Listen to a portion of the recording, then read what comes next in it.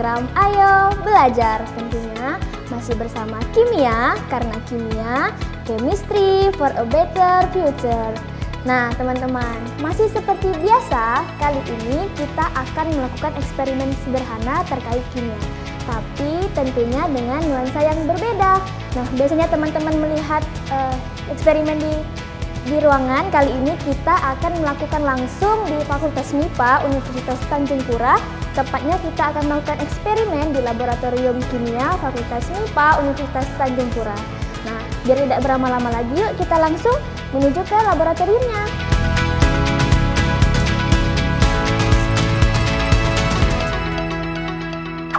Nah, teman-teman, kali ini kita sudah berada di Laboratorium Kimia Fakultas MIPA Universitas Tanjung Pura. Nah, tapi seperti biasa untuk melakukan eksperimen, saya tidak sendiri. Saya akan ditemani oleh analis laboratorium Pak Yoga Pratama SSI dan dosen Fakultas MIPA Universitas Tanjung Pura Pak Afgani Jayuska SSI MSI. Halo Pak. Halo. Ya, halo juga. Bagaimana kabarnya nih Pak? Alhamdulillah sehat. Terima kasih sebelumnya ya Pak ya sudah mau bergabung di program Ayo Belajar dan memberikan ilmu atau eksperimen kepada pemirsa di rumah. Mungkin sebelum kita mulai, mungkin Bapak Yoga atau Pak Ahwani boleh jelasin apa yang akan kita lakukan di eksperimen kali ini. Eksperimen pada kali ini adalah kita melakukan destilasi minyak atsiri dari bahan serai yang menghasilkan minyak ke depannya. Nah, jadi alat yang kita butuhkan adalah heating mantle, kemudian adalah labu untuk meletakkan serai dan juga air atau aquades, dan kemudian kita juga membutuhkan kondensor sebagai bahan untuk mengkondensasi dari air dan minyak. Kemudian diperlukan juga ada statif, kemudian pompa. Dan lalu untuk alat berikutnya adalah pemisahan yang ada di sisi sebelah sini, adalah pemisahan antara air dan minyak, dan kemudian kita mendapatkan tujuan akhirnya adalah minyak murni. Nah, seperti itu Kak Jubai. Jadi hari ini kita akan melakukan pemisahan minyak atsiri. Ya. Mungkin Pak sebelumnya biar teman-teman di rumah tidak bingung atau tidak penasaran terkait minyak atsiri, apa sih Pak minyak atsiri itu? Jadi minyak atsiri ini dikenal juga minyak terbang, atau kalau kita bahasa Melayunya adalah minyak angin. Oh, minyak. Nah, jadi kalau kita oles di tangan kita, tidak berapa lama kemudian dia akan menguap. Nah, kemudian untuk itu pengertian dari minyak atsiri. Jadi sumber-sumber minyak atsiri salah satunya adalah serai wangi. Ada juga yang lainnya, kalau ini berdasarkan daunnya. Kalau misalnya bunganya ada bunga ros, ada bunga melati. Kalau berdasarkan kulitnya ada kulit manis, ada kulit masoy. Kalau kayunya yang terkenal di kita di sini adalah kayu gaharu. Kayu gaharu. Nah, kalau misalnya minyak kayu putih yang familiar kita gunakan minyak kayu putih. Nah, yang minyak kayu putih bukan kayunya, tapi adalah daun dari pohon kayu putih tadi yang kita lakukan penyulingan seperti yang dijelaskan juga oleh Bang Yoga. Yang ini adalah serai wangi. Nanti kalau kita rubah jadi daun kayu putih, maka kita akan dapatkan adalah minyak kayu putih. Jadi minyak atsiri sebenarnya bahasa teman-teman minyak aromaterapi ya Pak ya? Bisa juga minyak aromaterapi karena digunakan juga untuk aromaterapi. Mungkin proses awal dari pembuatan minyak atsiri itu seperti apa Bang? Seperti apa Pak? Ya, yang jelas bagi kita di dalam produksi atau kita mendapatkan minyak atsiri itu kita menggunakan alat namanya distilasi.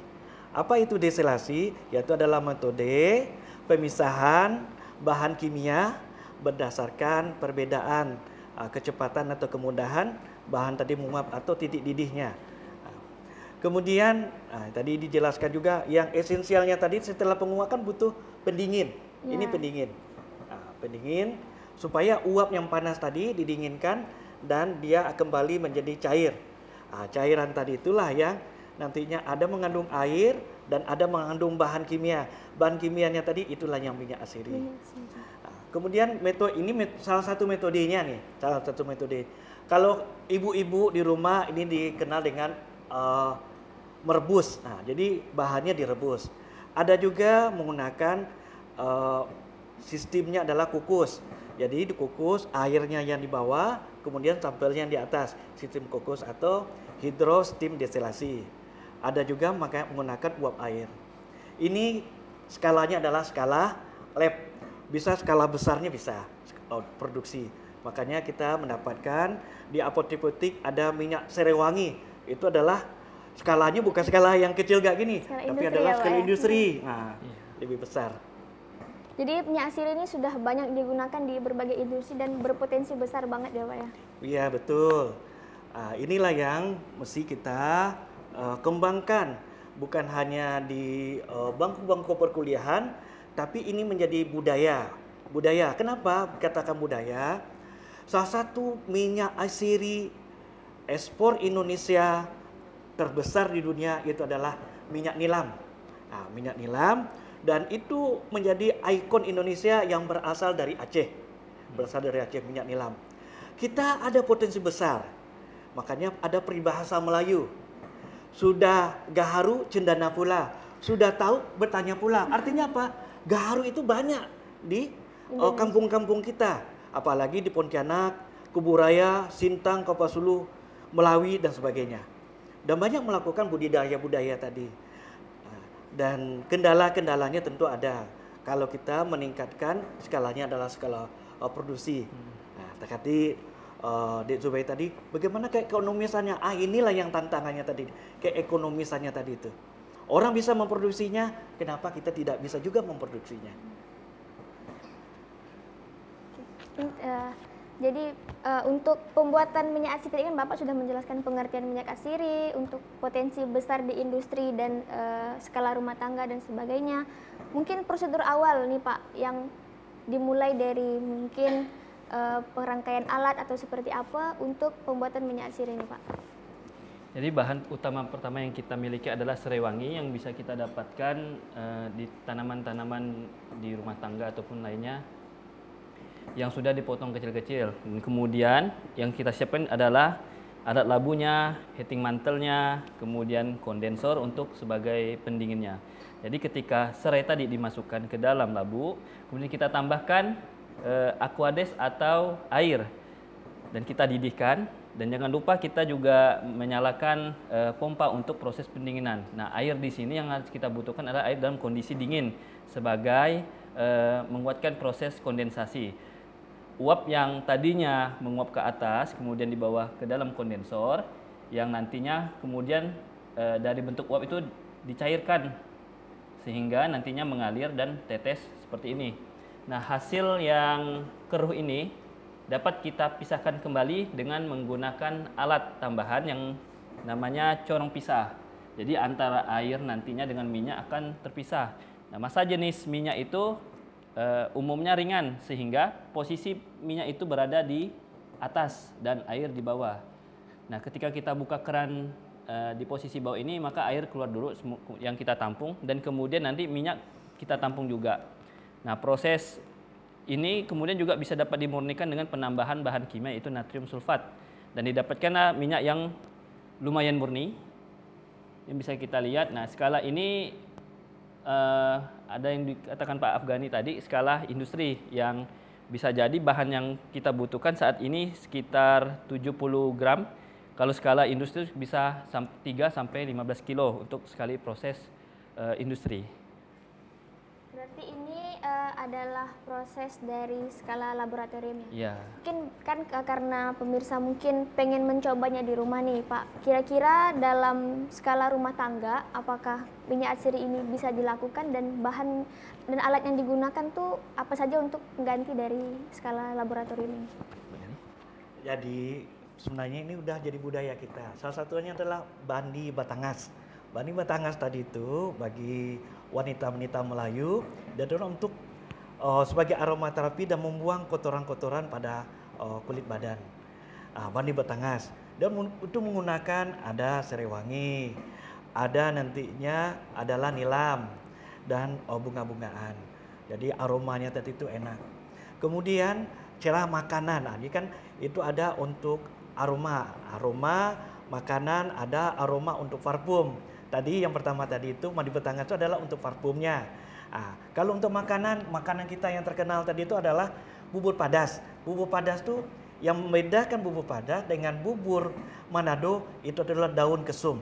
Daun kesum itu memberikan aroma yang membuat kita berselera untuk makan lebih banyak. Nah, kemudian ada juga kalau waktu kita beribadah, bagi yang Muslim itu kita akan menggunakan parfum. Bagi budaya-budaya Arab itu salah satu parfumnya itu adalah gaharu. Nah, jadi banyak kegunaannya tadi. Jadi sebenarnya mungkin pemirsa atau teman-teman di rumah sudah sering melakukannya, cuman masih sangat kurang tentang pembuatannya Pak ya. Padahal teman-teman sudah sering melakukannya. Mungkin Pak dalam rentang waktu dalam pembuatan minyak asiri dalam destilasi ini, rentang waktu yang digunakan kira-kira berapa lama ya Pak? Jadi untuk skala lab seperti ini, untuk proses pendidihan, kemudian kondensasi dan mendapatkan ekstrak itu kurang lebih selama 30 menit sampai 2 jam. Tapi kalau untuk skala industri kita akan mendapatkan minyak optimal. Minyak optimal itu kita mendapatkan rendemen atau hasil yang lebih banyak itu sekitar 2 sampai 6 jam. Itu untuk skala industri yang bahannya digunakan bahan mentahnya sekitar 3 sampai 15 kilo. Jadi mungkin kalau teman-teman waktu yang dibutuhkan tuh tergantung seberapa banyak yang ingin teman-teman buat ya atau produksi. Jadi bahan mentahnya juga misalnya berapa banyak tergantung dengan teman-teman mau menghasilkan seberapa. Menghasilkan ingin mendapatkan minyak seberapa banyak. Jadi kalau untuk skala lab ya memang sedikit dapatnya sedikit sekali. Makanya bahannya tidak banyak ya Pak ya? Iya. Jadi tadi seperti yang Bapak jelaskan bahwa poin pertama dalam destilasi ini adalah penggunaan air dingin ya Pak ya. Jadi teman-teman kalau ingin menggunakan air biasa atau air panas itu tidak masalah. Boleh. Boleh. Dan bisa dilakukan. Bisa dilakukan. Tapi disarankan menggunakan air dingin. Ini karena kita sudah mulai proses destilasi ya Pak ya. Kita akan menunggu sampai minyaknya terbentuk dan nanti terbentuk minyak asiri Pak ya. Iya. Kita menunggu dan kemudian bisa dilihat tampilan di samping. Ini yang udah jadi ya Pak ya? Sudah jadi. Jadi wadah yang kita dapati ini kemudian nanti kita salin ke corong pisah. Nah, kita tunggu sekitar 10 menit, dia nanti akan terpisah dan terbentuklah minyak di lapisan atas, kemudian air di lapisan bawah. Nah, seperti itu untuk tahap berikutnya setelah kita menunggu ini. Oke, mungkin sambil menunggu proses ini selesai, mungkin kita jeda iklan dulu ya Pak ya, sampai menunggu proses destilasi ini berjalan. Mungkin untuk teman-teman di rumah tetap di program Ayo Belajar.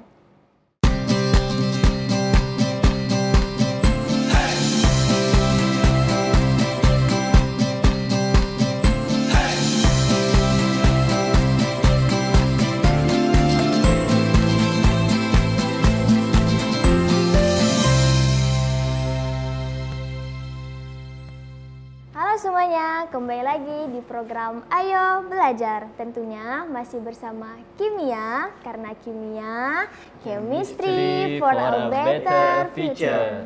Nah, teman-teman, seperti yang telah disampaikan sebelumnya, kita telah mendengarkan pengertian dari minyak asiri, bahan-bahan yang digunakan, serta langkah-langkah kerja dalam pembuatan minyak asiri ya Pak ya. Nah, mungkin setelah ini akan dijelaskan terkait proses terjadinya destilasi atau pembentukan minyak asiri dari proses masuknya bahan hingga minyak asiri itu terbentuk ya Pak ya. Mungkin boleh dijelaskan kepada teman-teman Pak.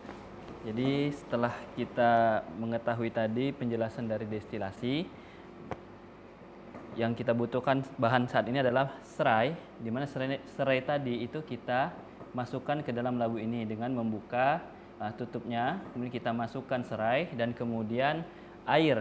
Nah, dari pencampuran itu kemudian kita panaskan alat, dan adanya interaksi antara air dan minyak serai itu mengakibatkan, dan panas itu akhirnya menguap, di mana yang uap itu bukan hanya air yang menguap, minyak yang komposisinya lebih ringan daripada air juga ikut menguap, dan kemudian uap tadi itu kita arahkan ke dalam corong ini. Nah, corong ini yang kita sambungkan dengan kondensor. Nah, dari fase gas minyak kemudian air tadi yang bentuknya gas, di dalam kondensor ini proses itu dicairkan dengan pendingin, di mana air ini kita kondisikan dingin. dengan air yang dingin yang selalu kita alirkan atau ditambahkan dengan air es atau batu es gitu. Gitu kalau kita mau bawa dalam skala rumahan. Nah, kemudian hasil tetesan ini adalah campuran dari minyak dan air yang berikutnya akan kita masukkan ke dalam corong pisah. Nah, corong pisah ini kita buka, kemudian ada katupnya. Dan kita ambil untuk melakukan proses pemisahan di dalam corong pisah.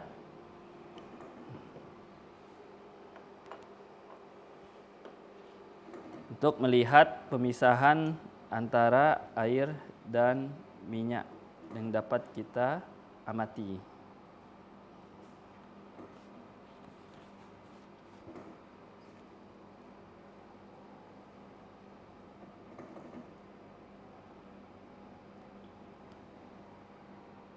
Nah, ini proses yang sudah kita lakukan kurang lebih selama setengah jam, di mana air yang didapat dari proses ini kurang lebih 100 ml. Beker.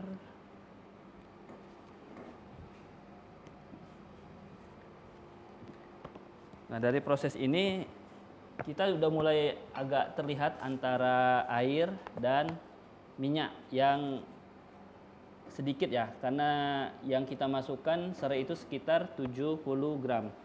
Nah, ini sudah bisa kita pisahkan. Kemudian katup ini kita buka untuk mengalirkan air atau aquades terlebih dahulu untuk mengambil minyak di pemisahan yang di atas.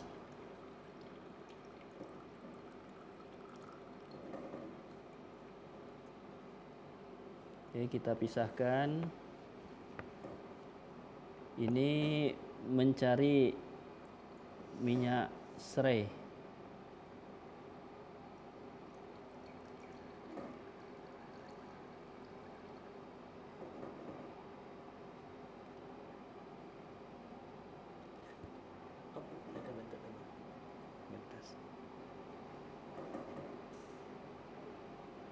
Ini harus hati-hati agar minyaknya juga tidak kebuang. Jadi untuk proses pengambilan. Nah, dari ini udah mulai kelihatan minyak yang kita dapat dari proses destilasi.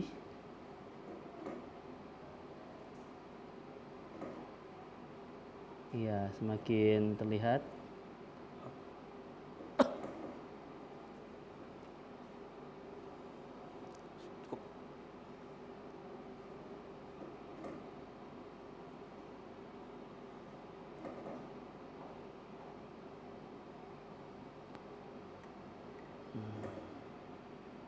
Jadi bisa kita tampung ke dalam vial atau botol yang lebih kecil untuk mendapatkan minyak tersebut. Nah, jadi ini proses minyak yang didapati dalam proses skala lab. Sedangkan yang di sebelahnya yang lebih banyak adalah skala industri. Ini dari proses penyulingan hingga proses pemisahan minyak yang kita lakukan dengan menggunakan alat tambahan yaitu corong pisah yang kemudian kita pisah tadi. Dari ini air yang didapati, kemudian ini adalah minyak yang kita dapat. Nah, demikian proses destilasi. Oke. Terima kasih Pak atas penjelasannya untuk teman-teman di rumah. Nah, jadi dari proses destilasi itu ada pemanasan ya Pak, pemanasan, terus ada pendinginan ya, yang disebut kondensor, terus proses penampungan ya, minyak dan air yang didapatkan, pemisahan minyak atsiri. Barulah diperoleh minyak atsiri yang ingin teman-teman peroleh ya Pak ya. Oke. Kalau teman-teman mungkin di sini ya Pak ya, aroma serainya sangat amat terasa. Nah, mungkin kandungan apa sih Pak yang tergantung di dalam serai yang bisa membuat aromanya menyengat?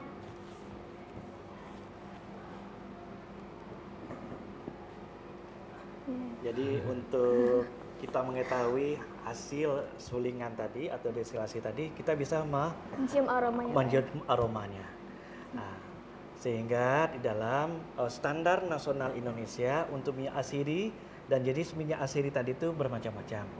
Nah, khusus untuk serewangi.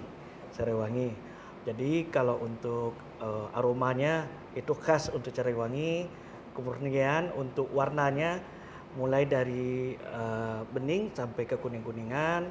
Begitu juga untuk kandungan kimianya. Nah, ini yang biasanya kita menggunakan alat kromatografi gas kromatografi gas spektromasa untuk menentukan apa kandungan kimia di dalamnya. Nah, ada 3 kandungan kimia utama di dalamnya, ada citronellal, citronellol, dan geraniol. Yang bagi penanda ini itu adalah citronellal. Nah, berapa persen ketenalannya itu ada standarnya di SNI. Kemudian kimia minyak asiri. Itu secara garis besar kandungannya itu ada 2, kelompok terpenoid dan kelompok vinipropan. Nah, terpenoid tadi itu ada monoterpen, ada sesquiterpen. Hanya 2 kelompok ini aja. Kemudian ada vinipropan. Contohnya apa? Contohnya ya untuk terpenoid tadi geraniol, citronellal, 1,8-senol yang ada di kayu putih. Kemudian untuk vinipropan yaitu minyak cengkeh. Itu ada eugenol, ada isoeugenol. Dan isoeugenol ini bisa disintesis lebih lanjut menjadi vanilin untuk aroma makanan. Ini terkait penelitian atau eksperimen minyak asiri. Mungkin di kimianya sendiri Pak, eksperimen apa saja yang telah dilakukan di laboratorium kimia ini Pak? Oh, sangat banyak penelitian. Nah, karena di jurusan kimia itu ada sekitar 26 dosen, ada 4 guru besar, ada Prof. Tamrin, ada Prof. Kusizal, ada Prof. Risa, dan Prof. Rudiansa. Nah, tentu dari profesor-profesor atau guru besar yang ada di jurusan kimia mempunyai satu kepakaran. Contohnya Prof. Tamrin itu adalah untuk biodiesel. Sebelumnya telah memaparkan juga. Sudah di episode sebelumnya. Kemudian ada Prof. Gus Rizal. Itu adalah ahli untuk kimia gambut. Dan ada Prof. Risa, jadi untuk biokimia makanan. Kemudian ada Prof. Rudi, adalah kimia bahan alam. Dan bagian di sini adalah kimia bahan alam. Begitu juga untuk material, ada nanomaterial. Dan ada juga mengembangkan bermacam-macam terkait dengan penelitian kimia, terutama terkait dengan lingkungan, bagaimana bioremediasi dan sebagainya. Oke, terima kasih kepada Bapak Yoga dan Pak Afgani. Nah, mungkin seperti yang setelah teman-teman lihat bahwa kita telah melakukan eksperimen destilasi minyak asiri atau tadi seperti Bapak jelaskan kimia bahan alam ya Pak ya. Nah, jadi kimia asiri itu adalah minyak yang mudah menguap ya Pak ya, yang sering kalian gunakan di rumah seperti untuk aromaterapi, seperti untuk pengusir nyamuk ya Pak ya. Mungkin teman-teman sering menggunakannya di rumah dan sering mempunyai, tapi mungkin teman-teman tidak sadar ya Pak ya. Nah, jadi ini proses sederhana dari pembuatan minyak asiri dan teman-teman bisa buat di rumah seperti metode-metode yang telah Bapak jelaskan seperti kukus ya Pak ya, dengan metode rebus yang disesuaikan dengan skala rumah tangga teman-teman. Nah, untuk produksinya sendiri mungkin bisa disesuaikan sebanyak apa yang teman-teman inginkan. Jika ingin mendapatkan hasil yang banyak, silahkan menggunakan bahan yang juga banyak dari bunga-bunga lain, misalnya Pak ya, bunga melati, bunga yang memiliki aroma menyengat seperti lavender juga ya Pak ya. Nah, mungkin terima kasih ya Pak atas waktunya telah hadir di sini dan berkenan untuk memberikan ilmu dan pengalaman kepada teman-teman di rumah. Mungkin sekian dulu ya Pak hari ini. Sampai jumpa di program Ayo Belajar berikutnya. Tentunya masih bersama Kimia, karena kimia, chemistry for a better future.